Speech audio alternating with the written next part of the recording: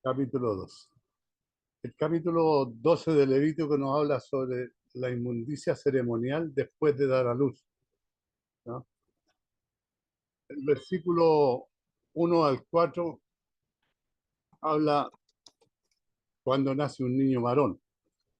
Dice que habló Jehová a Moisés diciendo, habla a los hijos de Israel y diles, la mujer cuando conciba y dé a luz varón será inmunda 7 días, conforme a los días de su menstruación será inmunda. Y al octavo día se circuncidará al niño, mas ella permanecerá 33 días purificándose de su sangre, ninguna cosa santa tocará, ni vendrá al santuario hasta cuando sean cumplidos los días de su purificación. Nos habla, hermano, esto tiene, después vamos a ver más adelante, que tiene varios significados esto de la inmundicia de la sangre y después que dan a luz y todo. Es como si se tomaran ahora el prenatal, o sea, el postnatal, ¿ya? Era un descanso para la mujer, ¿ya? Pero también era considerado, ¿no es cierto?, la sangre, porque la sangre para Dios, es la vida de la persona o del animal está en la sangre, ¿ya? Cuando la mujer concibía y dé a luz varón, será inmunda 7 días después de dar a luz a un varón. La madre era considerada ceremonialmente inmunda, o sea, no podía participar en ceremonia, 7 días. El niño se circuncidaba al octavo día. María, la madre de Jesús, hermano, lo llevó al templo al octavo día después de su nacimiento. Y esto lo tenemos en Lucas 2:21. Y se cumplió los 8 días para circuncidar al niño, le pusieron por nombre Jesús, el cual le había sido puesto por el ángel antes que fuese concebido. ¿Qué pasa? Jesús obedeció la ley en todos los aspectos, incluida su circuncisión, al octavo día. Se cumplió toda la ceremonia con el Señor. Y al octavo día se circuncidarán, ¿no es cierto?, al niño. Dios ordenó a Abraham que sus descendientes varones del pacto, Isaac y Jacob, del pacto de Isaac y Jacob, ¿no es cierto?, fueran circuncidados al octavo día de nacido. Esto está en Génesis 17:12. Este, hermano, fue una señal del pacto de Dios, hizo con Abraham y sus descendientes. Génesis 17:11. Y aquí también se ordena como un aspecto de la ley de Moisés, ¿ya? La circuncisión no era desconocida en el mundo antiguo. Vamos a ver que tiene varios objetivos esta circuncisión, hermano. Era una práctica ritual en varios pueblos. Sin embargo, para el israelita la circuncisión era para todo hombre una señal constante, evidente del pacto en el que se había entrado con Dios y de las obligaciones morales a las que estaba sometido. No era una cosa cualquiera. Y sin duda también, hermano, aquí había una razón higiénica para la circuncisión, especialmente en el mundo antiguo. Fíjate que aquí hay un estudioso, Macmillan, citó un estudio de 1949 y 1954 que mostraba un índice muy bajo del cáncer del cuello uterino en las mujeres judías. ¿Por qué? Porque la mayoría de ellas tenían maridos circuncidados. Pero lo más importante, hermanos, de la circuncisión, porque la circuncisión se corta la carne, ¿no es cierto? Una señal del pacto, que era apropiada para recordar que no se debía confiar en la carne. Además, debido a que la circuncisión está relacionada con el órgano reproductor, es un recordatorio de la simiente especial de Abraham, la que finalmente, hermanos, traería al Mesías. Dice que en Colosenses 2, 11 y 12, dice, nos dice, en él también fuisteis circuncidados con circuncisión no hecha a mano, al echar de vosotros el cuerpo pecaminoso, el cuerpo carnal en la circuncisión de Cristo, sepultados con él en el bautismo, en el cual fuisteis también resucitados con él mediante la fe en el poder de Dios, que le levantó de los muertos. Siempre este capítulo, ¿no es cierto?, va siendo una relación entre lo que le sucedió en el Antiguo Testamento, ¿no es cierto?, y lo que sucedía en la representación de Cristo. El apóstol Pablo conectó las ideas de la circuncisión y el bautismo cristiano. Afirmó que en Jesús estamos espiritualmente circuncidados. Y también, hermanos, fuimos con Jesús sepultados en el bautismo. Pablo nos dijo que el bautismo es la señal del pacto que los cristianos reciben y bajo el cual vive el nuevo pacto.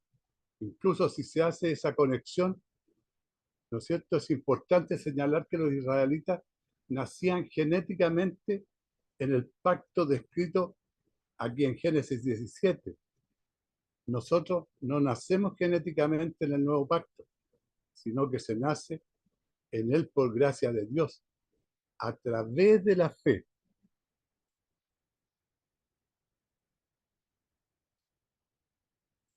Es erróneo, hermano, y perjudicial hacer la analogía con los bebés. Los bebés fueron circuncidados, por los que los bebés deben ser bautizados.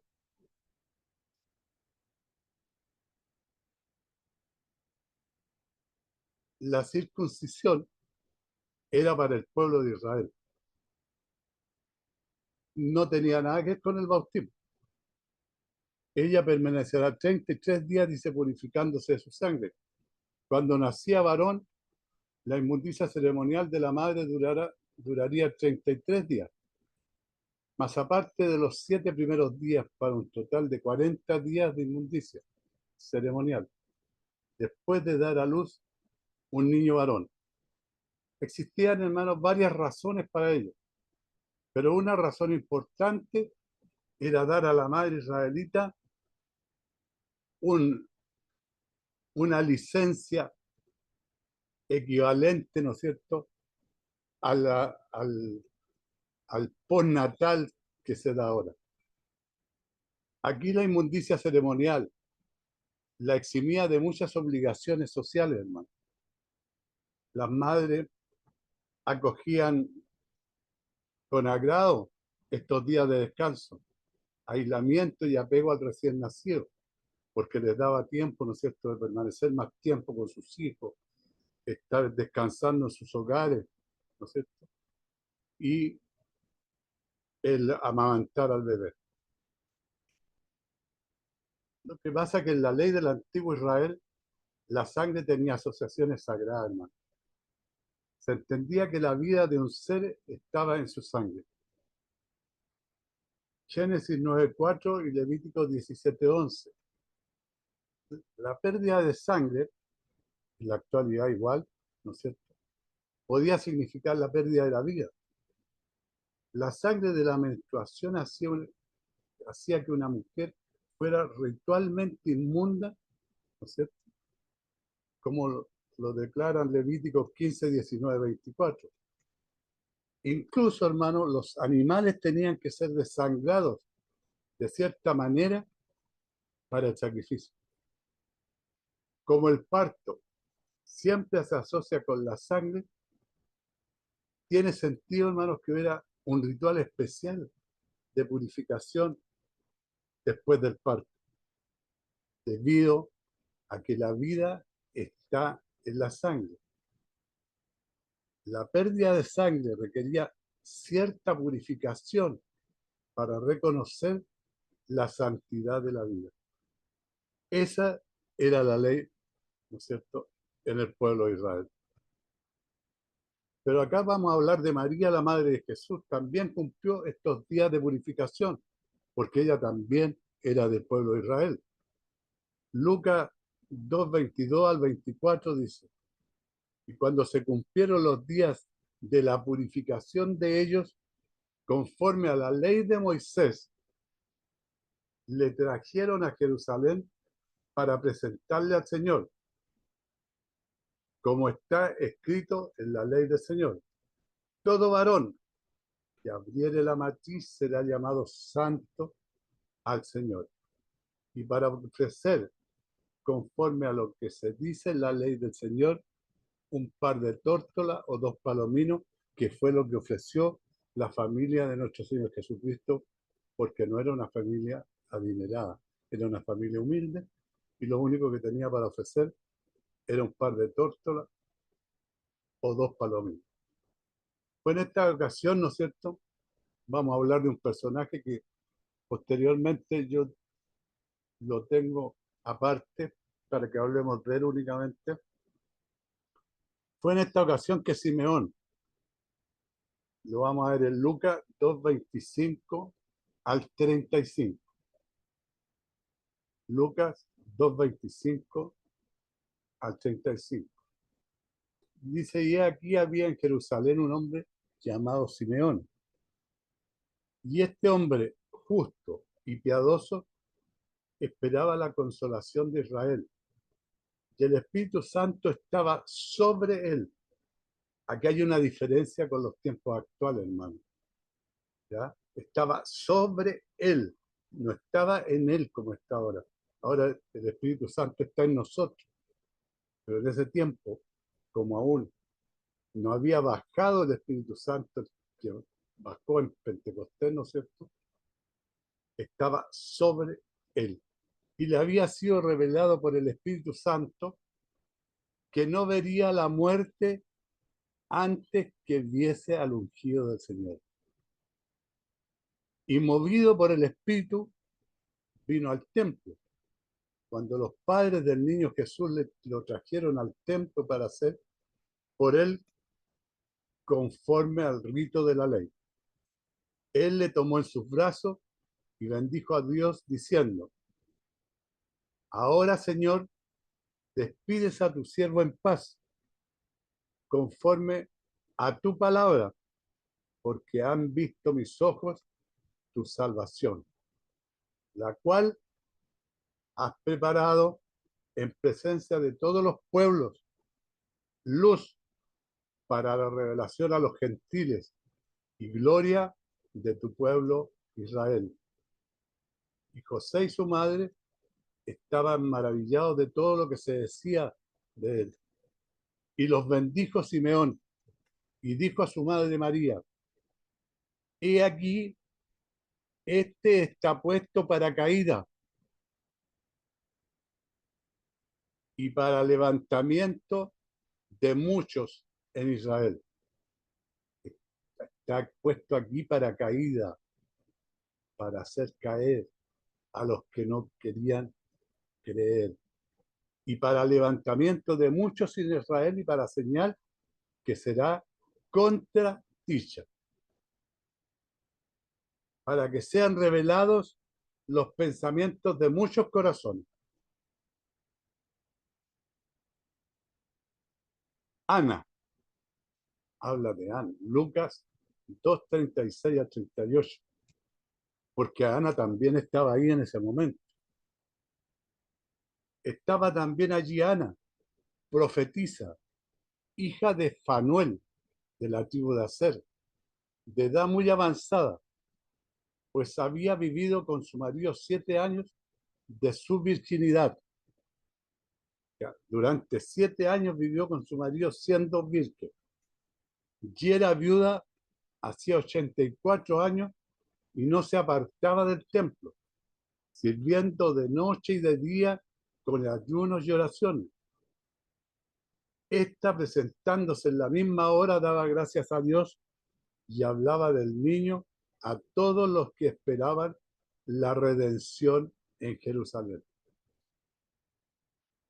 Conocieron a Jesús y a su familia y pronunciaron sus palabras de bendición y agradecimiento, hermano, por haber cumplido, ¿no es cierto?, de ver al niño Jesús, al Mesías, el nacimiento del Mesías. Cuando María dio a luz a Jesús, no fue responsable de traer un pecador al mundo, porque no nos olvidemos que Cristo no es engendrado por hombre, sino por el Espíritu Santo. Entonces no era un pecador que traía a María al mundo. Pero sin embargo, hermanos, Jesús se identificó con la humanidad pecadora, incluso de niño. El tiempo ordenado de inmundicia ceremonial no debe ser considerado como una actitud negativa hacia el nacimiento o la maternidad por parte de Dios, hermano. Dios ordena la maternidad cuando indica que la humanidad fructifique y se multiplique. Génesis 1:28. Y Dios dice, y los bendijo Dios y les dijo, fructificad y multificaos, llenad la tierra, sojuzgadla y señorear en los peces del mar, en las aves de los cielos y en todas las bestias que se mueven sobre la tierra. O sea, Dios creó al hombre y a la mujer para que se multiplicara, para que llenaran el mundo, ¿ya?, para que llenaran la tierra y se juzgaran, ¿no es cierto?, señorearan sobre los peces del mar, en las aves de los cielos, en los bestias, en todo lo que existía en la tierra, tanto animal como vegetal. Y al decir que los hijos se consideran un regalo de Dios, ¿cierto? Esto lo podemos ver en el Salmo 127:3. He aquí dice, herencia de Jehová son los hijos, cosas de estima, el fruto del vientre. Y que una mujer con muchos hijos es bienaventurada. Salmos 128:3. Grandes cosas ha hecho Jehová con nosotros. Estaremos alegres. ¿Te das cuenta? La clave para entender esta ceremonia es comprender la idea del pecado original. Por muy maravilloso que fuera un nuevo bebé, Dios quiso que se recordara con cada nacimiento, que con cada nacimiento se traía al mundo a otro pecador, que no era el caso de Cristo, que no había sido engendrado por hombre. Y en esta imagen simbólica la madre era responsable de traer un nuevo pecador al mundo. Eso es lo que se consideraba dentro de la ley, ¿no es cierto?, de Moisés. Y la maternidad la hacía inmunda, pero es una cosa más sagrada y hermosa, ¿no es cierto?, en todo el reino de la experiencia humana. Esto no necesita argumentación, pero la maternidad se practica en una raza que está contaminada, ¿ya? Cuando el gran cantante de Israel en su salmo penitencial afirmó, he aquí en maldad he sido formado y en pecado me concibió mi madre, ¿no es cierto? En el Salmo 51:5 dice, no estaba reflexionando sobre su propia madre, sino que afirmaba un hecho de toda la raza humana, del que ningún ser humano escapa, hermano. Ningún ser humano escapa. Nosotros nacimos, ¿cierto?, producto de un pecado. Pero cuando nacía una niña, dice, será inmunda 2 semanas, conforme a su separación y 66 días estará purificándose de su sangre. Si diera luz, hija, será inmunda 2 semanas. El periodo de tiempo para cada fase era el doble, hermano, del que se requería cuando se daba a luz un varón. El doble para las niñas que lo que se esperaba para un varón. En el caso del nacimiento de una hija, la mujer era inmunda durante 14 días, seguido de 66 días. La madre de una hija recibía el doble del antiguo equivalente a la licencia médica o maternal que se les da ahora. En aspectos puramente físicos, esto tendría una consideración cercana, irreverente, para que pueda amamantar y se produjera, ¿no es cierto?, el acercamiento de la madre hacia el bebé. Y proporcionó el perfecto descanso, ¿no es cierto?, a la nueva madre. Dios pensaba en todo, hermano. Nada al azar. Dios trae el plan de salvación de antes de la fundación del mundo. Y él todo esto lo traía de antes de la fundación del mundo. Nada el Señor ha venido haciendo, ¿no es cierto?, a medida que van sucediendo las cosas. ¿Ya? Él es un Dios omnisciente. Él todo lo sabe, todo lo ve. Entonces no puede él estar, ¿no es cierto?, improvisando. Él no ha improvisado, él traía todo este plan de salvación de antes de la fundación del mundo. 66 días estará purificándose de su sangre, dice. El largo periodo de inmundicia ceremonial por el nacimiento de una hija no debe entenderse como un castigo. En cambio, está relacionado con la idea enunciada en el versos anteriores. El tiempo de inmundicia es debido a la responsabilidad simbólica de traer otros pecadores al mundo cuando era varón. Cuando se da a luz a una hija, una madre traía al mundo una pecadora, que traería otros pecadores al mundo. Esa era la consideración que tenía la ley de Moisés, ¿no es cierto?, para todos estos periodos llamados de inmundicia de las mujeres. También se ha sugerido, ¿no es cierto?, que el periodo de tiempo más largo en relación con el nacimiento de una niña se debía a que las niñas solían ser más pequeñas al nacer. Y esto le daría a la madre más tiempo para el cuidado y la atención, centrada exclusivamente en la niña. Además, como los hijos varones eran más apreciados, el mayor tiempo en el hogar para una madre con una niña recién nacida obligaría a la familia a establecer un vínculo más profundo, hermano, durante un periodo de tiempo más prolongado con la niña recién nacida.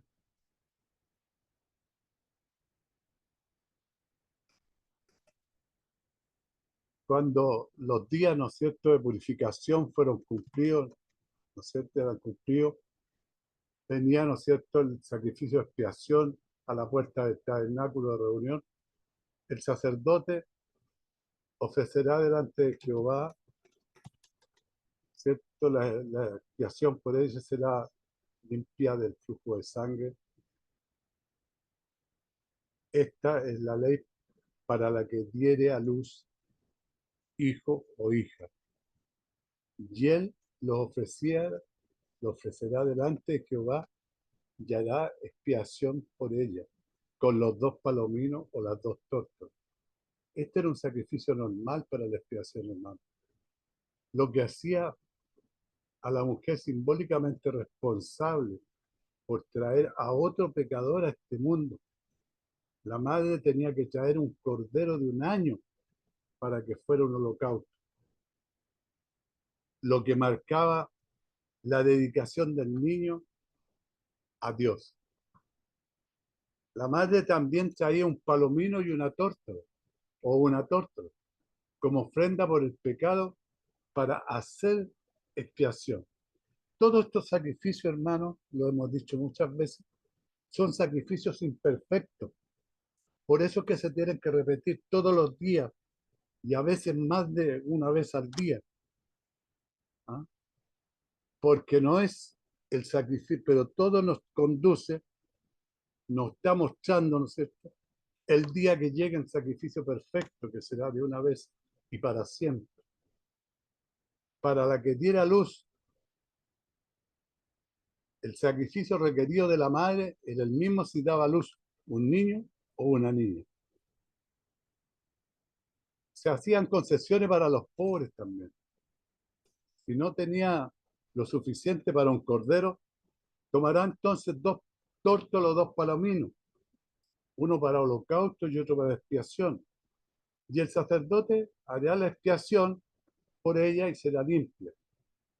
Si no tiene lo suficiente para un cordero, Dios sabía que no todas las familias de Israel podían traer un cordero, porque no todos eran adinerados, ¿no es cierto?, ni eran ganaderos.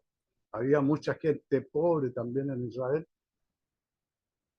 Si no podía traer un cordero para el sacrificio por el nacimiento de un niño, él permitía también los sacrificios menores de 2 tórtolas o 2 palominos, que fue lo que ofreció, ¿no es cierto?, la familia de Jesús, un par de tórtolas. Lucas 2, 22 al 24.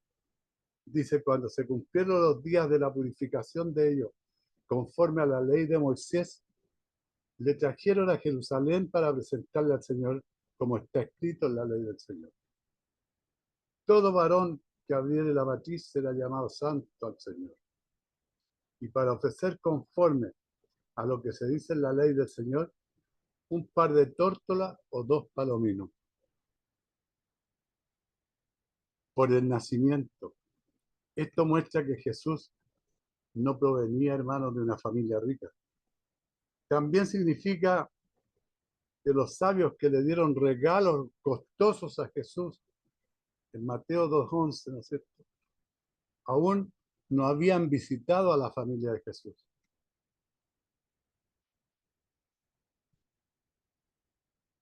Qué destello, hermano, de la humillación de nuestro maestro. Poseía el ganado de 1000 colinas, pero se despojó tanto a sí mismo que sus padres se vieron obligados a llevar la ofrenda más pobre permitida por la ley.